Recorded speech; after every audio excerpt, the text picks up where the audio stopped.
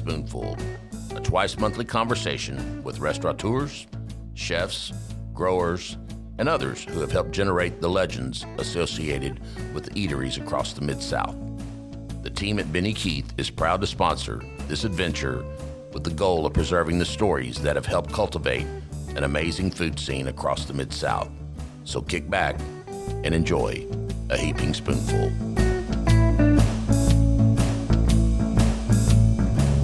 All right, everybody, it is the first or third Tuesday of the month. That means heaping spoonful.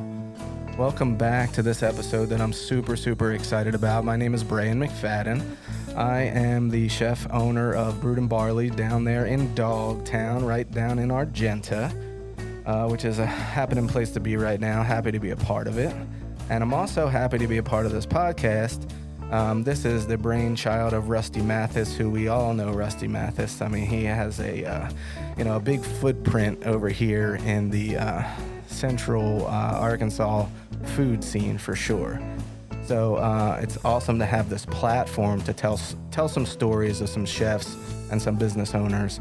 And we certainly have a good one for you today. Today we have Kelli Marks. How are you, Kelli? Hi, I'm good. Excited to be here.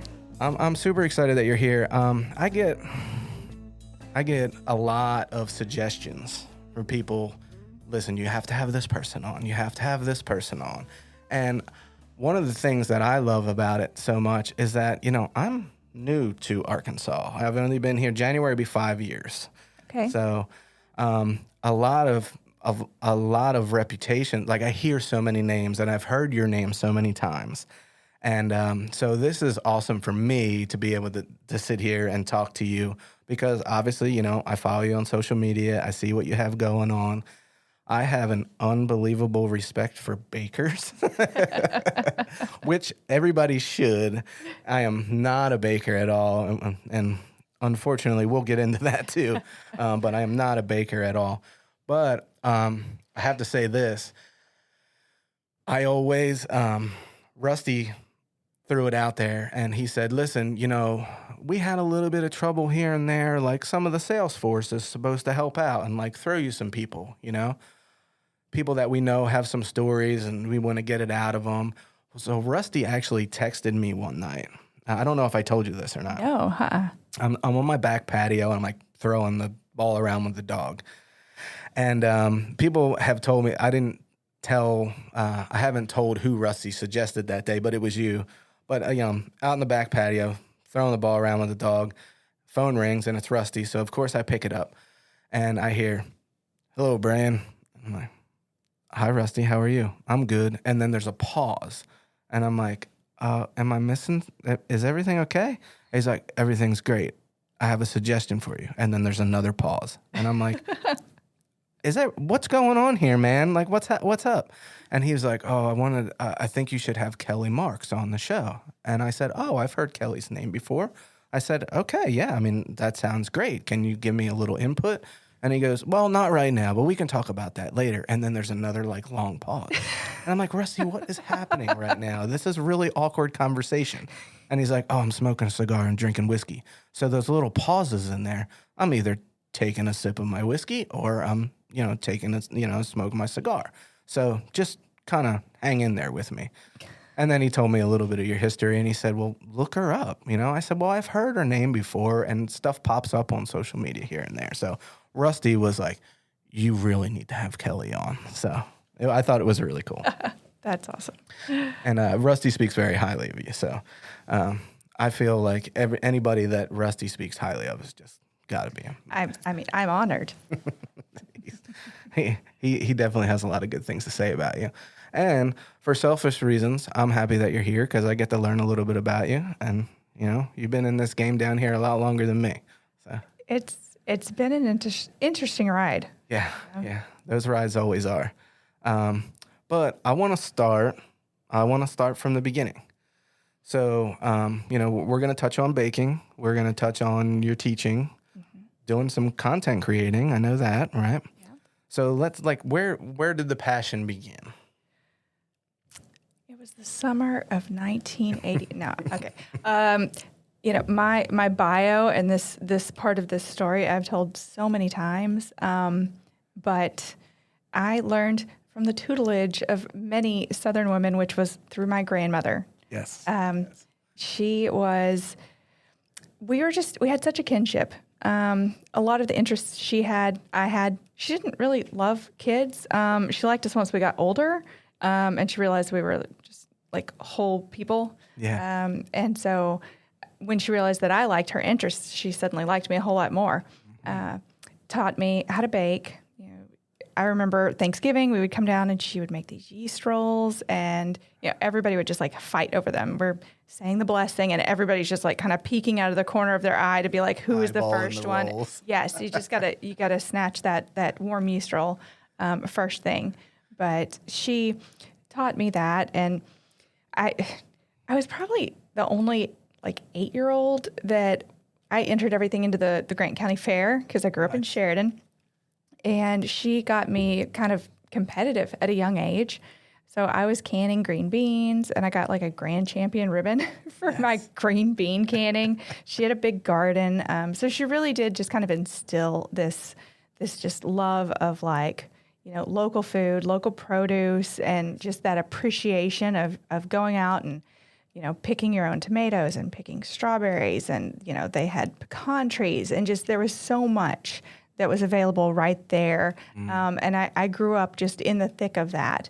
And I didn't really realize I had this like spark in me for food. So I go off to college, and my grandparents are going to have their 50th wedding anniversary. And I'm like 21 at this point. And they're like, we're going to have a big party, like 200 people. We're going to do this whole thing, big deal. And I was like, oh my gosh, what if I made this cake for you? I'd never done anything beyond Betty Crocker. Okay. Like I destroyed my birthday cake for when I turned 15. It was terrible. So yeah, I don't know what possessed me to think that I could do that, but I was like, let's do it. And so this is obviously pre-YouTube. I literally go to Barnes & Noble and sit down and start like flipping through books. And I pick one out that I love, and it's like $60. And I'm a college kid. I'm a broke college kid. And I like buy this book, and I'm like hugging it and taking it home. And I proceed to use that book to teach me how to bake. You still have that book, don't you? I absolutely have that book. It's called Cakewalk. I love it. And I end up, that was in the spring, and their anniversary was in the fall. So by the fall, I end up making a 4-tier cake that is completely from scratch. The cake, the buttercream, the fondant. I made fondant. I am never going to do that again. By the way, that's a terrible process. Yeah, that's like, Yeah. I'm with Royal icing. I stack the whole thing. Like there's a picture of me working on the cake at the church hall and everything. I'm like, I'm not even holding a piping bag correctly. Like now I kind of cringe at it. you look at those pictures and you're like, who took that? Stop. What was I doing? I did not know what I was doing. But immediately I loved it. It's gonna sound crazy. I'm a Leo, and we're known to like we want to be at the center of the attention, But I'm also slightly introverted, so I don't actually want you to look at me. But if you could look at the cake that I make, like yes, that, I'll take that attention, but not this. Absolutely. Yeah. So I don't know. It scratched a lot of itches, and I was obsessed, and so I started doing more and learning more, and it was a couple of years in the making, and I ended up. My background was advertising and PR. I have a degree in advertising. I have an MBA, and I was making cakes on the side. I'm gonna bake. And I was just loving baking. It was this ephemeral art that was just it's beautiful, and you get into it, but it doesn't last forever. And you take your little picture of it, and people are happy, and then they get to eat it, which is just like a whole other layer. Yeah. So it's this, I don't know, it's such a fulfilling process, and I was hooked. So I'm doing cakes for friends, and then it's friends of friends. And the next thing I know, like there are strangers just driving to my house. And I thought, maybe this is a business. Maybe I have something here. Maybe there's something here. So yeah, I ended up opening up a bakery.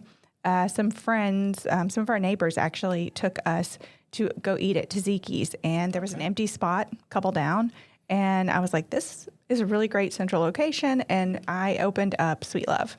That's all. And, Where was that location at? so it was on Cantrell, across from Pavilion in the Park, in the shopping center with, Hollywood Feed and the Art Gallery and Tzatziki's and everything. So, yeah, the guys in Ed Sullivan's liquor store still know me by name because I would go in there and, I bake a lot with liquor. And for a while there, I was doing all of the desserts for like Big Orange and for Local Lime. And so their Tres Leches cake is also a Trace rum cake. So I was always buying just a ton of rum. It's so funny because you touched on it, but I kind of feel that same way too. Like when it comes to, I feel, and I've said this so many times. I remember the first time I said this to my wife, and she kind of looked at me like, oh, "You're a jerk," but I was like, I feel like I'm one of the lucky ones because like this is what I love to do, and I pay our bills. Like obviously we work together, but I mean, I pay the bills with my passion, and I get to do this, and I get to make people happy through food. And that kind of stuff. So there's something to that. So then you're opening your bakery. So now there's more people to make happy with your product, and you're doing stuff for Local Lime and Big Orange and all that kind of stuff. And your name's on all of that. And that's where I actually heard about you first. That was the first time I heard your name. But it was the guys from Sullivan's too, because during COVID, like we opened up during COVID, and I had a lot of those guys who were in the restaurant business, but they ended up working at the liquor store because they weren't working in restaurants and everything was closing or, at least, temporarily shut down. So there was guys over there like, if you know Brandon from Ham, Brandon that used to own Ham. Yes. And then there's Bo. There was Bo Owens. They were the first guys that I heard your name. Okay. Yeah. So sorry, little backtrack there, but that's where it was. But to be able to do that. So now we're flashing forward. You have your bakery. Yes. What year was that? 2012. 2012. Yeah, Okay. I think that's right. Yeah. January. I opened it on a Friday the 13th, January. I know. And I told myself, if this sucks, I'm just going to blame Friday the 13th. There you go. And just be like, oh, it's cursed from the beginning. Cursed, yes. and if it's good, I'll be like, even on Friday the 13th. Like I was We're working with this either way. Exactly. I was bound and determined to win regardless. Yeah. So yeah, it was really cool. The thing that I probably have done the most, that I'm the most passionate about, is weddings. Yes. I love wedding cakes. There is just I cannot on how absolutely fulfilling it is to be a part of somebody's day and life that is just so special to them. When people go back and go, what's the best day of your life? Most couples are going to say, oh, it's my wedding day, or maybe it's the day that their baby was born. But there's like, you got a couple of choices right there that are top 5, and your wedding day is one of them. And for people to invite me in and be a part of something that is just so cherished to them is amazing. Yeah. I had a similar experience too. I got promoted to banquet chef, and I was like, excuse my language, I don't want this fucking job. I was like, I'm a badass line cook. I can do this. And you're going to promote me you want me to be the banquet chef? And they were like, at the time I was young, they were like, it's going to give you another $5 an hour. I was like, I'll take it. Yes, I will take the job. But the very first wedding I ever worked, the bride and groom came in the back, and she was crying, and she said, this is the best food I ever had. Thank you so much. We're going to remember this forever. And right there, I was hooked. I worked that job another 10 years. It's amazing to be part of that. It is. It really is. And when you say, like, if my friend is like, I'm like, hey, what'd you do last weekend? Oh, we had a wedding on Saturday. Really? How was the food? How was the cake? That's what everybody thinks about. Yes. Yeah. Now, do you have like a specialty cake? Is this like? I probably have 4 cake recipes that will get the bulk of what people tend to order from me.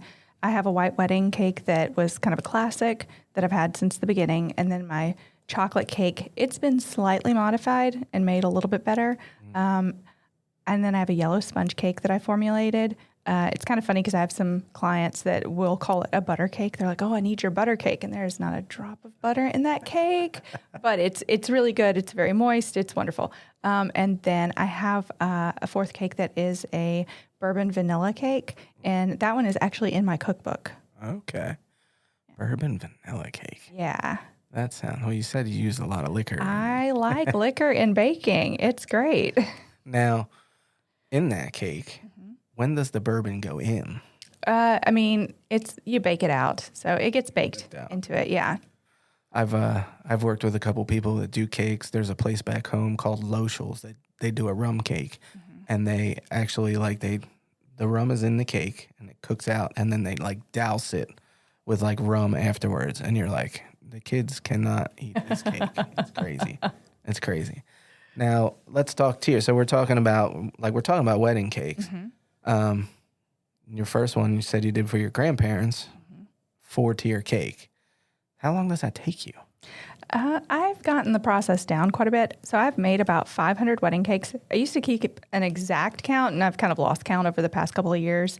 I don't really do cakes as much anymore. It really is kind of like I've got one client in particular that owns a venue, and I do all of her cakes for her. And then, I've got some friends, and like their kids are starting to get married. And I mean, I've got to, I absolutely, I have to.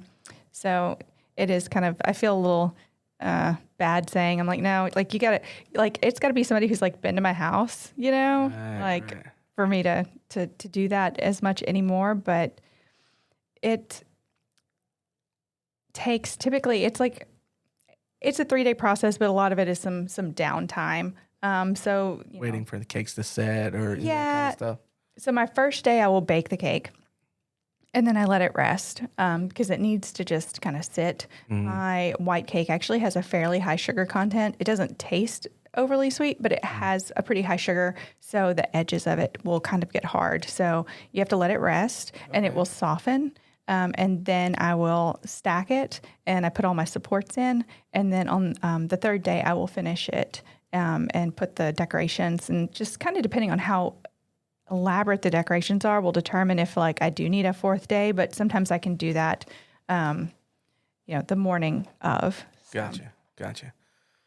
That's a process and a half. It is. It's like I don't have any patience. And I think that's why I cook and I don't bake. Well, no, there's many reasons why I cook and I don't bake. I'm just no good at it.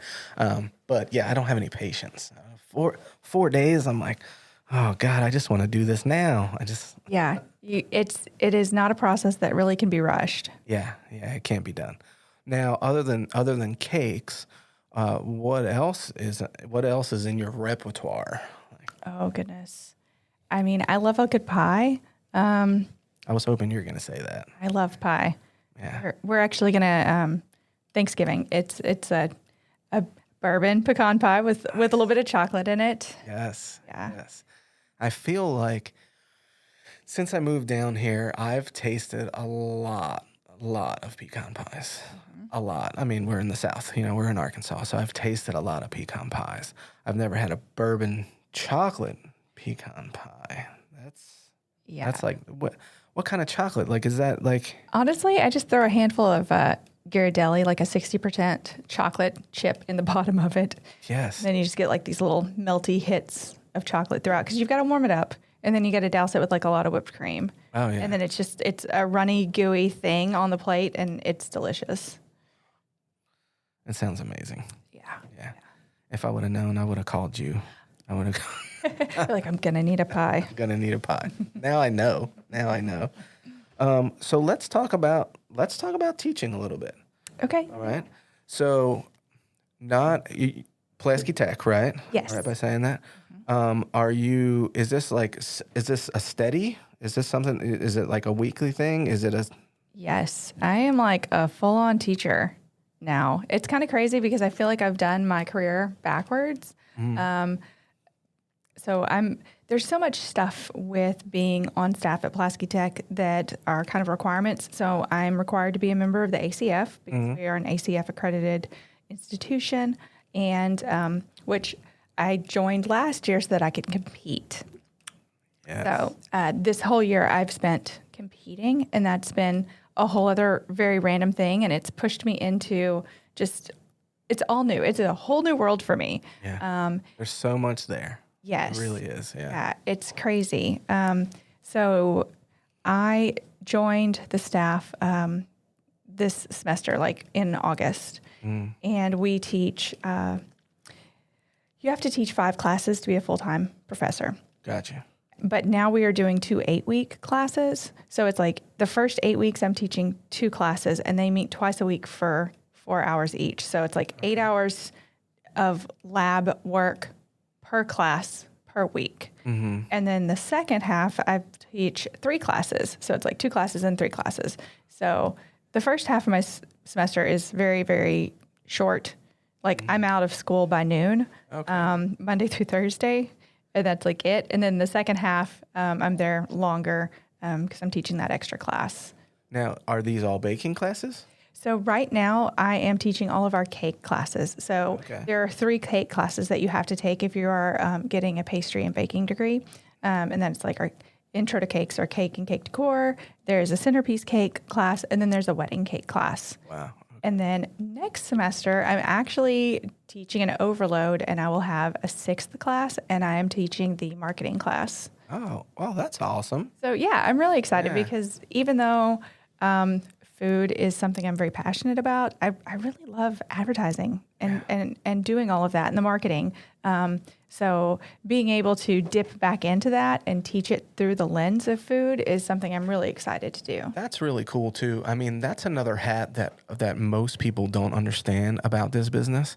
I mean, if you have experience there in marketing. I'm terrible at that. We have a social media person, but I mean, you can do all that stuff yourself. Is just amazing. I used to think that I took like really good food photos and stuff like that, and then I saw like people that actually did it well, and I was like, oh, I'm terrible. Like this is awful. But that's another part of the business that if you wear that hat too, that's awesome, and to be able to teach that, I think that's something coming out of school that people should have, and it should be part of that, that agenda, which is cool. It was not part. Any culinary school that I was ever at, it was never part of the agenda. Right. I think that's great to have that, to teach that. Oh, absolutely. Yeah, it's and this day and age, especially with just how prevalent social media is. Oh yeah. Not to completely age myself here, but we didn't even social media didn't exist when I was in college. So I think I had to take mass media and society or something. That was the closest thing I got to any kind of a marketing class, or that kind of marketing classes. That's really cool though. So that'll be 6 classes that you'll be teaching? Yes. That's crazy. Yeah. That's a lot. Yeah. But that's what I'm doing right now. So that's it. teaching the kids. This is what we do. Yes. Now, I have always been that person too. I don't keep many secrets. I'm not that person. But is there you're teaching these classes, and obviously you're going to teach everybody tricks. One of the chefs that I came up with, who I loved, he was always okay, listen, here's a recipe. All right. But, it's Friday and we're out of a couple things. You're going to have to figure this out, But baking, you really can't do that. I'm sure there's some tricks there, that you're teaching these students. But then there's the ones that you keep close to the chest. Sure. No, I'm not going to show you this one. I'm going to tell you okay, you don't have this, so use this. But and I'm not asking you to tell. Sure. I'm not asking you to tell this here, but I'm sure over the years you've learned some tricks, or just some things that you do. I do this. Everybody says do this, but I do this. Honestly, I am not one that's going to pull the ladder up behind me. I'm an open book. If I have a student who's willing to listen, I will tell them all of the things. My white cake and my chocolate cake and my yellow cake, those are the ones I keep those a little close, I have people sometimes online ask me for them, and I haven't shared them, but I gave them to my students. They have them. That's awesome. They have those recipes. So, I'm hoping, honestly, that the cakes start popping up around town with the kids making my recipes, because, I personally don't have children. My husband and I, we didn't have kids. So that's it. That's my legacy. Yeah, that's it right there. is some recipes and maybe this little bitty bubble of Little Rock where people keep some of that stuff alive, Yeah. That's awesome because it's more of a mentorship than it is like a teacher type thing. Absolutely. Yeah. And there's a lot there. And kids coming up, I think, in culinary school, they need that. You know, they need a mentor. I mean, obviously the marketing thing is awesome, but to have somebody to be like, listen, I've been doing this a very long time, and listen, this is the way to do it, and this is how you do it properly, and here it is, and this is mine. There it is. That's pretty awesome, Kelly. Yeah, that's pretty badass. All right, so this is what we're going to do. We are going to take a quick break. Okay. We're going to listen to Rusty's beautiful voice on his little commercial here. And then we're going to get back, and I want to get current. I want to talk about, like, not just what you're doing now. We already scratched that, but I want to talk about the future. Okay. What else lies ahead? All right. All right. We will be right back with Kelli Marks on Heaping Spoonful. I hope you're enjoying this episode of Heaping Spoonful. We at Benny Keith Foods enjoy talking about the food scene almost as much as we enjoy providing the top quality ingredients that help restaurateurs and chefs across the Mid-South create their magic. Now let's dive even deeper into the culinary world with your host, Chef Brian McFadden. All right, everybody, welcome back to Heaping Spoonful. We are sitting here with Kelli Marks. Kelli, now we talked a lot about baking, which is, I mean, that's your love child right now. So That's it. Yeah. So we talked a lot about baking. We talked about you teaching over there at Pulaski Tech, which I love. We see so many kids come out of there. I like the fact that you're over there doing something a little different. I haven't had much experience with any kids baking out of there. Not for any other reason. I just haven't had the experience. I certainly haven't had that pleasure. I have a person that works for me now, Red, that worked under Chef Jamie over there, that works over at Brood with me, and he's a delight. Awesome. Shows up for work on time. We love that. 10 minutes early, which is not a thing anymore. If you didn't know that, that's not a thing anymore. So I love the fact that they're still teaching that. Yeah. And of course, coming from Jamie McAfee, I would expect nothing less. Absolutely. For sure. But I want to dig into what else you have going on. What the future holds for Kelli Marks, for sure. Now, a lot of the baking that you do you do contract baking for weddings and that kind of stuff. Am I right by saying that? Yeah, pretty much. But no bakery anymore, right? Correct. What is the future hold? Are you going to keep doing the instruction, I kind of have reached that point in my career. I did the bakery, and I had a brick and mortar for 4 years, and I loved it. Okay. But it was killing me, and it was taking a toll on my marriage. Yeah. It's a lot, and as the kind of personality I have, even when I wasn't there, I couldn't turn it off. Yeah. We would go on vacations, and, I would just be like worried the entire time that something terrible was happening, that, an employee was messing something up, or that a customer was, God forbid, going to be upset or disappointed, and it just was so much stress on me. And so I kind of finally reached a point where I was like, I don't think this is going to work anymore. Mm-hmm. And when I shut it down, I put up a notice about a month in advance. I called all my brides. The first thing I did was called my brides and said, hey, you know what, you've already signed these contracts. I'm going to be closing. I will still do your cake if you want it. If you don't want that, I will give you your money back. Like, that is totally on you. I gave them a little discount since I was no longer going to be like a brick and mortar store. Mm-hmm. Every single one of them said, no, I still want you to do my cake. And I said, okay. And we did. I did those. I called my business partners, the restaurants that I was working with, and let them know, hey, you've got a month. I'll help you, whatever we need to do to transition this. Told my employees. I helped try to find them jobs, and kind of worked through and, did the best that I could to accommodate them. And then I threw a party. I legit hired a DJ, and we baked everything that was left, and it was a packed house. We're going out with a bang. Just a bang. And it was so much fun. And I really enjoyed that because I think it's sad when businesses close and they just like poof disappear.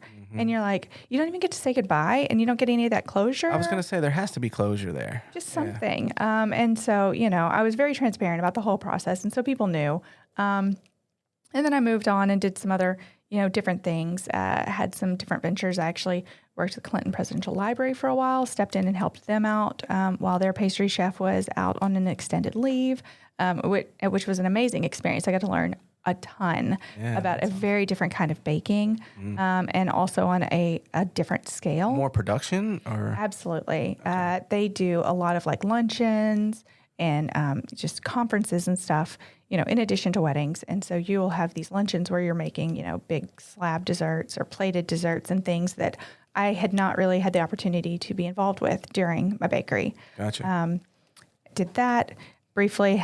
There was a restaurant with a partnership. And then I also, at that time, was working out of Simply the Best Catering. Okay. I had like a ghost kitchen before ghost kitchen was even a thing. Yeah. This was like in 2016, 2017. Yeah, I remember the first time I heard that term. I was like, what is that? Yeah. I don't know what that is. Yeah, I didn't call it that at the time. It's like in retrospect, I'm like, oh, that was basically, it was a ghost kitchen. That's what I did. I was just catering and offering stuff. And it was just me by myself for that whole year. And so I've had just tons of different experiences that have kind of shaped where I'm at now. But, this industry takes a toll on you in a lot of different ways. And one of them is physical. Yeah. And so there was a point where I was having to get like steroid injections directly into my wrist. And so, I have kind of reached that point of I can't really do anymore. Right. I can't cater 500 plated desserts all by myself. Yeah. And so I'm definitely, but I love it. I'm still passionate about it. And so being able to teach and say, you know what, I've been in this industry for almost 20 years now. And I've learned a lot of crap on how to do things and how not to do things. And just to be able to impart even a tiny bit of wisdom on somebody else, and help their path be just a little bit less rocky is something that I'm really enjoying right now. And not just like the actual teaching of the students. During COVID, I get an email that seemed like not legit. And it's a publisher. And they're like, hey, like we want you to write a cookbook. And I was like, this is not real. Who is this? Which one of my friends is messing with me? What? And so I remember because it's straight up COVID. My sister is in a doctor's appointment. I'm sitting in the parking lot reading this, just skeptical. I was like, this can't be. Like, what's the catch? And there wasn't really a catch. So I ended up writing a cookbook, and the process was like super fast. They fast tracked it the way that this publisher works. It was kind of fascinating. They look for a need in the industry, and then they find somebody to write that book and fill the need. Oh, wow. And so they asked me to write this cookbook that was called Easy One Bowl Baking. And so I took a lot of the existing recipes that I had and kind of adapted them to fit this model. And we wrote the book in 6 weeks, editing and everything. So I would give them 3 chapters, and then I would write the next 3 chapters, and then I would have to do edits on the previous 3 chapters.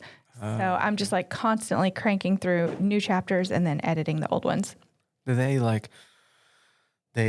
check every recipe? Like they go and make those recipes? Like, okay, Kelly gave us these first 3 recipes or these first 3 chapters. Now we're going to read through this. We're going to do it. And then we're going to go back to Kelly and say, I don't know about this, or what about this? Yes. Or I think we did this wrong. Or, Yes. There was a lot of that. I had 3 different editors working on my book. So there was somebody who was checking things for grammar. There was somebody for checking for that kind of accuracy where they're like, hey, up here you said 4 tablespoons of butter, and then down here you referenced 3. Is it 3 or is it 4?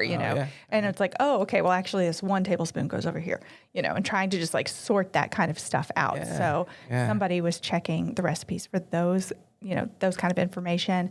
And then, then the last round was like cross-checking all the references where it's like, this is on this page and then that's on this page, and making sure that all those numbers lined up appropriately. And then, yes, they went through and took somebody on their staff made these recipes and then photographed it for the book. And that was really cool to see a recipe that I created and somebody else did it. I'm like, that looks so good. It's awesome. Oh my God. Who did that? Yeah. I was like, holy shit. Like this is my book. Like that was cool. What's the name of the book? Easy One Bowl Baking. Easy One Bowl Baking. Yes. And it's, I'm not going to lie. It was, it came out as a paperback, which made me cry because, like, I don't know why, the legitimacy of like a hardback book, you know? Right. And so I was a little disappointed that when it first came out, but honestly, You're a baker. I know. You're a perfectionist. I am. I was just like, oh, but the price point on this book is like $14. So it's, I mean, I love that it's very accessible. Yeah. You know, like you can get it so inexpensive.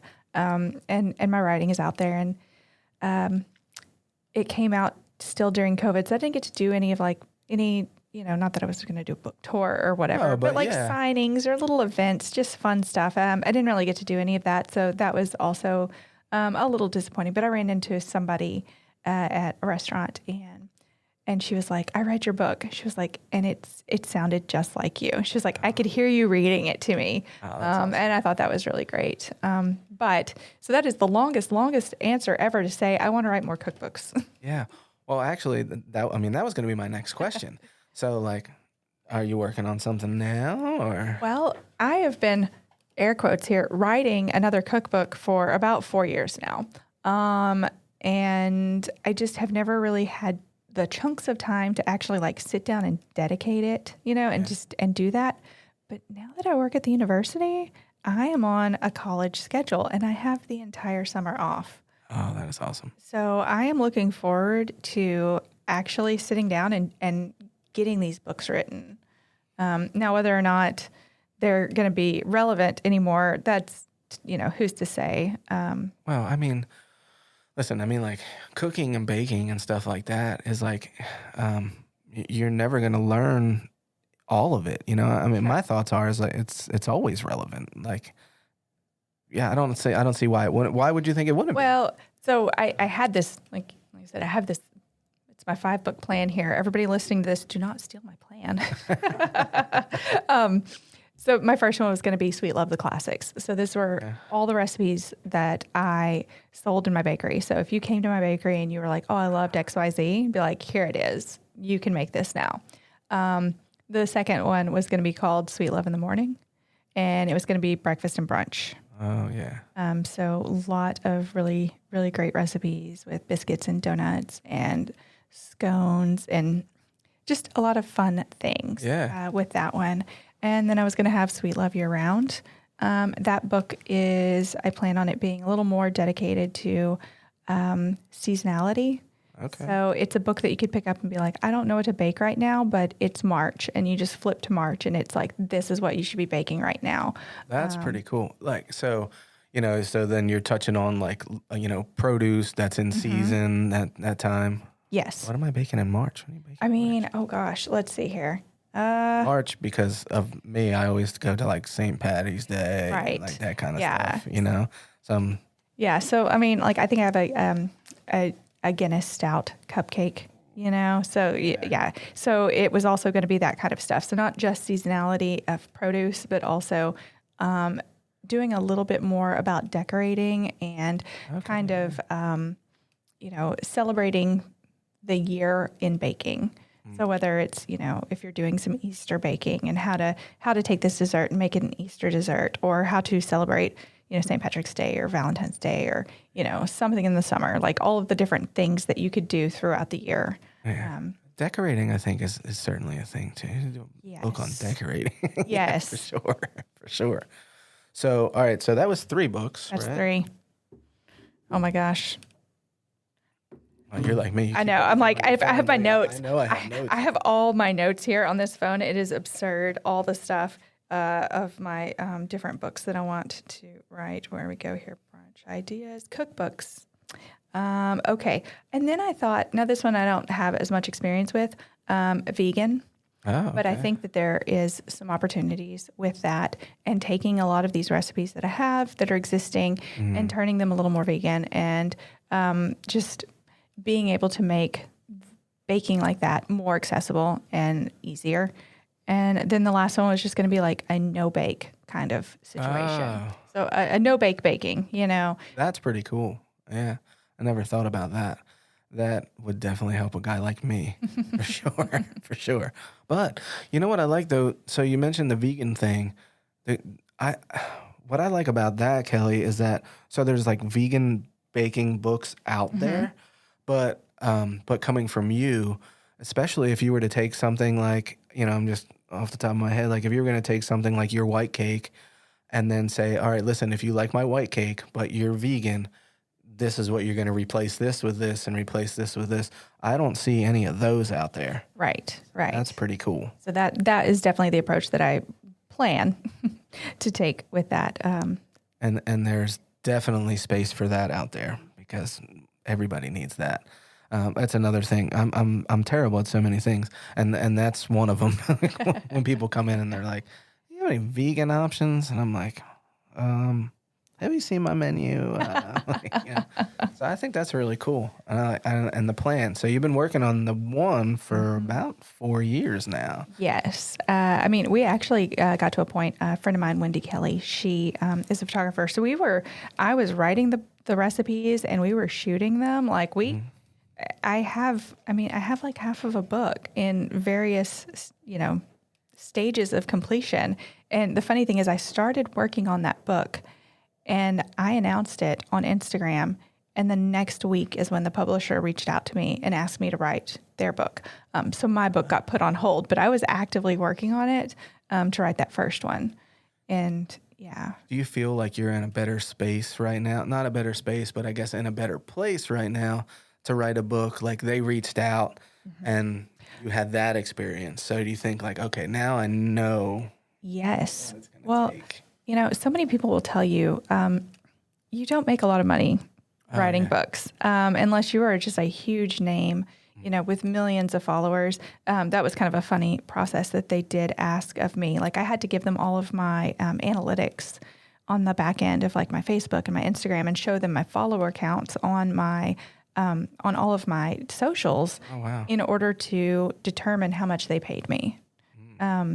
So I thought that was kind of interesting, which is also why I started a TikTok, was to promote the book. And then I thought, okay, if I do another book, at least then I'll have like this other little pot of followers that I can use to kind of support, whatever fee I'm able to get out of the book. But yeah, everybody says you don't make a lot of money on your first book. So I'm like, all right, well then it's like that fresh pancake, you're going to throw it away anyway. I was like, this is not necessarily a book that I am super passionate about because it wasn't my idea. Right. But if I'm going to have to throw away a pancake, it might as well be somebody else's pancake, and then I can get it. Yeah. You just flip it over and just hide it. Yeah. Oh, it goes on the bottom. It goes on the bottom. Nobody sees it. But you still get credit for it. So funny. I had that. I have twin boys, and we have these pancakes that we make, and we started our own little recipe book, called Knucklehead Pancakes, and it's a joke in my house now that I always put the first pancake on the bottom. Put a plate out, and the kids can take their own, but the worst one's on the bottom. Yeah. And my Evan, he's always like, "Found it, Dad." I'm like, shut up. Calling you out. Yeah. Always. The cookbook thing, I think, is super, super awesome. We'll definitely be looking for that. Yes. Yeah. And now, so I mentioned it earlier. I've been competing. So Pulaski Tech with the ACF, they do pastry chef of the year, and they also do a student category and then a chef category and a student chef category. So there's like 4. So last year I won pastry chef of the year. Here in the Central Arkansas region. Okay. Nice. And so I went on and competed in regionals. So it's the central region, but it's the central region of the entire United States. Wow. And that was in Michigan in April. And so I went up there and I competed and I won that as well. So then in July, I went to Phoenix and competed in nationals. And I got second place. And I felt really great about that. Yeah. I kind of got this point of, because I've come about all of these things, I came into the industry through the back door, Right, you know. right. I started out, I never wanted to call myself a chef. I was like, oh, I'm a cake decorator. And people are like, I was like, a cake decorator / owner? Like, what do we, I don't know. Well, we'll give you that for now, but. Yeah. And people started kind of foisting the title of chef onto me. And I was like, sure, if you want to say that, that's fine. I don't know about that because I respect people who do this and have put in the time. And I didn't feel like I had and that I hadn't earned it. And it took a while for me to be comfortable not only having people call me chef before I even would call myself chef. Yeah. Just because I didn't think that I'd earned it. And so being able to compete at a national level, having never gone to culinary school, whenever the judges were critiquing me at the end, one of the judges started to tear up because your recipes had to have a theme. And so I had to do 2 different dishes. One was a cold plate, and I had to do 4 of them. One was a hot plate, 4 of those. They gave me a list of ingredients that had to be included, and I had 75 minutes to make all 8 of these plates in front of an audience on the conference room floor during the national convention of the ACF. Everybody's watching, too. Yeah, right? there's like just so many people around. Might as well be a million people. Yeah, it was crazy. And so, you know, I didn't really have a good theme at first. And so I just went with Arkansas, and I sourced all of my stuff locally. Like I got my chocolate from Markham and Fitz and had them send it to me. You know, I got my honey from the bees at the Children's Library. And so, yeah, the Hillary Clinton Children's Library. And so I had local bees, and we picked the blueberries out of my friend's yard. Like all of the stuff. If there was a way to find it here locally, I was doing that.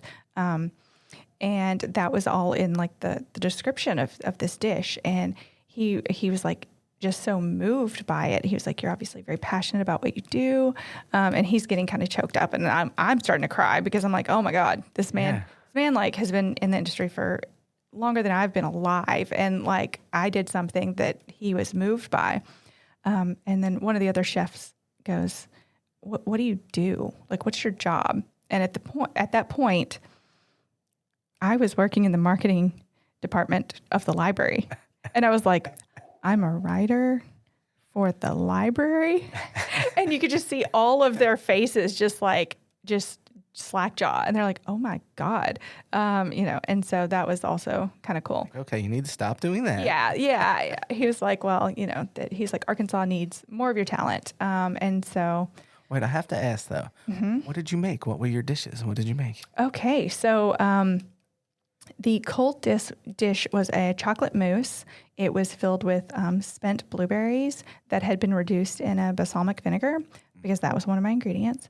It also had a layer of gluten-free pecan cake inside the mousse, and the whole thing was shaped kind of like it's a very geometric shape. And it was sprayed with chocolate. It was sitting on top of a disc made of pecan and panko breadcrumbs. Oh, wow. And then there were fresh blueberries that had been tossed in that reduction, in that gastrique, and they were on top. And then I took a thread of isomalt and balanced it around the whole thing and set it there. Wow. That was the cold dish. The hot dish was a peach and plum tart. So I made a cinnamon brioche puff pastry, filled it with a pistachio frangipan, topped it with a compote of peaches and plums and cherries. And then on top of that were thin sliced peaches and plums that were fanned out. And then I put apricot glaze on the whole thing. There was a little crumble off to the side, more of that panko and pistachio. And then there was a sour cream, whipped cream, molded in the shape of a diamond. Wow. And then it had a honey thyme caramel. 75 minutes. 75 minutes, yes. That sounds amazing. Sounds awesome. It was fun. It was intense. There was definitely a point where, you know, things started going wrong, and I started laughing, you know, and I was like, I knew that I knew I hadn't won at that point, and I was okay with it. My goal had become do not embarrass yourself. Right. Like you're at a national level here. I don't want people to go, well, obviously she's not a chef. Of course she's a writer. What the heck is she doing here? You know? And so just being able to hold. Nobody else was thinking that. No, I know. It's all just me in my head. But just being able to hold my own against other people competing on that level, I was like, okay, I feel good about this. And I came in second, and I got a bronze medal out of it.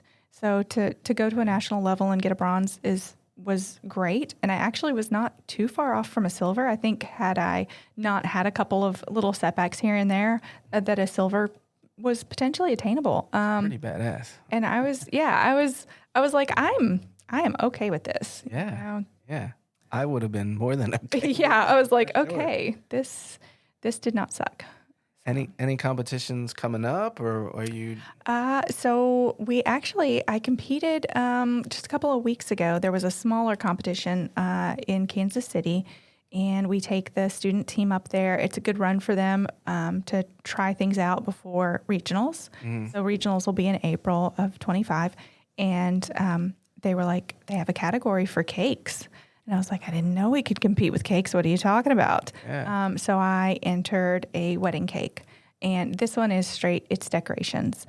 So it's not about the flavors and everything. Whereas all the other stuff, these plated desserts, you're looking at the taste and then your kitchen score. Like, is it clean? Were you working well? And then your plating. So like they're judging you from every element on it. This one was different. Like I just walked in with finished cake, set it down, and they judged it. And so I got a gold medal for my wedding cake, and so that was really cool too. That is awesome. I saw some stuff on the socials just the other day, I believe. I'm not sure when you posted it, but I saw like a ballerina. Am I right by saying that? Maybe. Is it a ballerina or some kind of chocolate molded on a cake? I'm pretty sure it was you. I could be wrong, but I thought it was you. Okay. Maybe if that's not, I think it was recent too. So if that wasn't. Oh, you know what? Somebody tagged me in a video. It was a cookie video. Oh, is that what it was? Yeah. Yes, that's what that one was. Gotcha. Yes. But yeah, I'm always just posting. Got to put stuff out. Got it. Yeah. You have to.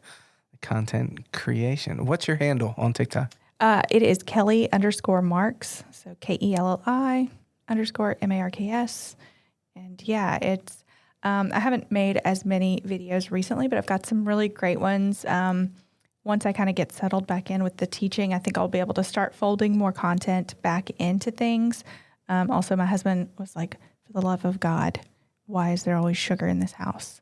Can you stop? So I kind of put a pause because he was, starting to get the middle-age spread, and he was blaming it all on me. I mean, rightfully so, So there has not been as much baking happening in my house, but I will be back to that and sharing videos and just it's tips. I've got a series that is baking sweet stuff. I've got some savory things that I've kind of, starting to explore, and then, cake decorating tips and just hopefully relatable content. Yeah. It sounds pretty relatable. Yeah. And, coming from a guy like me, I'm always looking for that kind of stuff. And I have plenty of chef friends out there that are just like me that, we're not bakers. Mm-hmm. So all those tips help. I mean, it's pretty awesome to have that outlet to go take a look at. So I will certainly be tuning in. Excellent. For sure. Any timeline on the first book? Or, technically the second book? The second book, so I really do hope to jump back in the summer. Mm-hmm. And really kind of get through some of that. And I've made some other connections in the industry as far as cookbook authors, and just trying to find, because the first one, it just fell in my lap. Yeah. It really just, it appeared out of nowhere, and I didn't have to do any of that hard work. And now I need to go back and do the hard work, and I've got to get an agent. I've got to find somebody who's willing to publish these books. So I've got someone that I have assisted with. She wrote a couple of different books, or kind of compiled some books. Came out a couple of years ago, and it's called 50 Things to Bake Before You Die. And it's got a lot of amazing people in it, Christina Tossi and, Awesome. Duff Goldman. And then there's me in there with this peanut butter pie recipe that I think is phenomenal. But I also kind of like, holy cow, in good company. Yes. Yeah. And then she wrote another one that came out earlier this year that's called 30 Breads to Bake Before You Die. And I've got a salted honey brioche in that one as well. Nice. So, yeah. That sounds amazing. So she said she would introduce me to a couple of people. Very cool. Very cool. Well, you have to make me a promise, though. Okay. When you get that book out, you have to come back on the podcast. Okay. I'll bring you a copy. Yes. I want it signed. I want to sign. Of course. Yes. So when you get that book out, you gotta come back on the podcast and let's talk about it. Okay. Yeah, for sure. I really appreciate you coming in today. Thanks for having me. Yeah, this interview was everything that I hoped it would be. So Perfect. I really appreciate you being here, for sure. And we're gonna come back when that book comes out. You're gonna come back. You can contact me. I have a feeling that we're gonna talk before then. But when that book comes out, let's get back over here at Benny Keith Studios and rock it out. Excellent. Yes. Awesome. Well, Kelli, thank you for coming in today. Really appreciate it. It definitely was everything that I wanted to be. I would like to thank Rusty Mathis, the brainchild over here, the GM of Benny Keith. And yes, this is very much Rusty's baby, and I appreciate having the platform. Really like to thank Rob Nelson. Rob, thank you so much for making us sound good. I promise we're trying to make this as easy as possible for you. Very much appreciate you, sir. And if you're out there listening to Heaping Spoonful, you can catch us on the first and third Tuesday of every month. And if you have any interest in coming in and sitting across the table from me and telling your story, hit us up over here at Benny Keith. All right, that's it on this edition of Heaping Spoonful. We will talk to you soon. We hope you enjoyed this episode of Heaping Spoonful. On behalf of all of us at Benny Keith Foods, Mid-South Division, please know how much we love connecting you with the legends of the culinary scene and their unique stories. I look forward to the next time we can offer you another Heaping Spoonful.